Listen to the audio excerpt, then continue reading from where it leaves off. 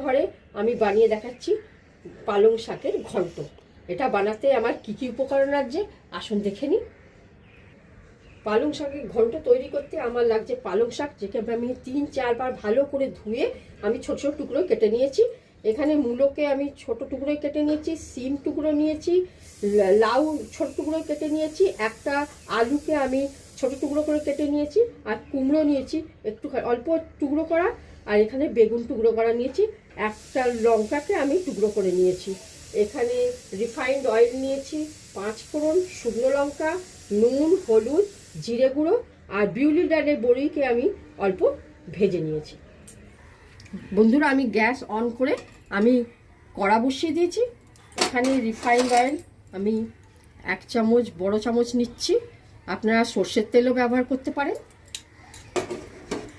এখানে দেবো 2টো শুকনো লঙ্কা,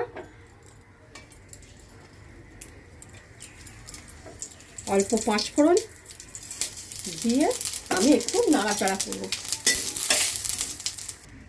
এবার আমি আলুর টুকরোগুলো দিয়ে দেবো।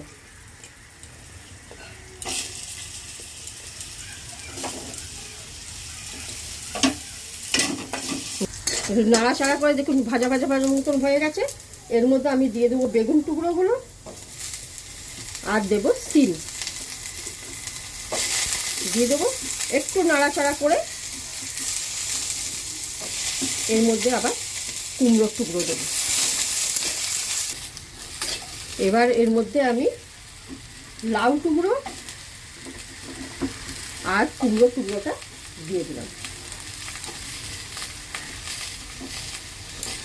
নাড়াচাড়া করব। এর মধ্যে এবার দেব ছোট চামচের 1/2 চামচ আমি হলুদ দিলাম, আন্দাজ মতন নুন দেবো, দিয়ে নাড়াচাড়া করে একটু ঢাকা দেবো। ঢাকা খুলে এর মধ্যে আমি মূলোগুলো দিয়ে দেবো আর চেরা কাঁচা লঙ্কা নিয়েছিলাম ওটা দিয়ে দেবো। দিয়ে নাড়াচাড়া করে আমি দেখুন এর মধ্যে শাক দিয়ে দেবো। এবার ভাজা ভাজা হয়ে গেছে। এবার পালং শাকগুলো এর মধ্যে দিয়ে দিলাম।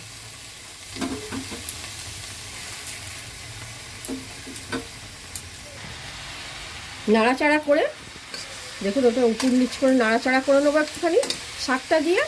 এবার এর মধ্যে আমি ছোট চামচের 1/2 চামচ আমি জিরে গুঁড়ো দেবো। দেবো পরিমাণ মতন চিনি বা গুড় অল্প করে, আর দেবো বড়িগুলো ভেজে রেখেছিলাম ওগুলো দিয়ে দিলাম। দিয়ে নাড়াচাড়া করে আমি ঢাকা দেবো।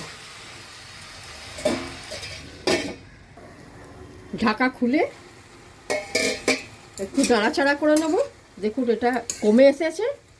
শাকে প্রচুর পরিমাণে iron, potassium, magnesium, zinc, manganese, calcium আছে, যে শরীরে রক্ত তৈরি করতে সাহায্য করে এবং চুলের স্বাস্থ্য ভালো রাখে আর নতুন চুল গজাতেও সাহায্য করে। এবার একটু নাড়াচাড়া করে এটা ঢাকা দেবো। আবার ঢাকা খুলে আবার একটু নাড়াচাড়া করে নেবো। দেখুন রান্নাটা শুকনো শুকনো হয়ে গেছে। এবার রান্নাটা তৈরি হয়ে গেছে।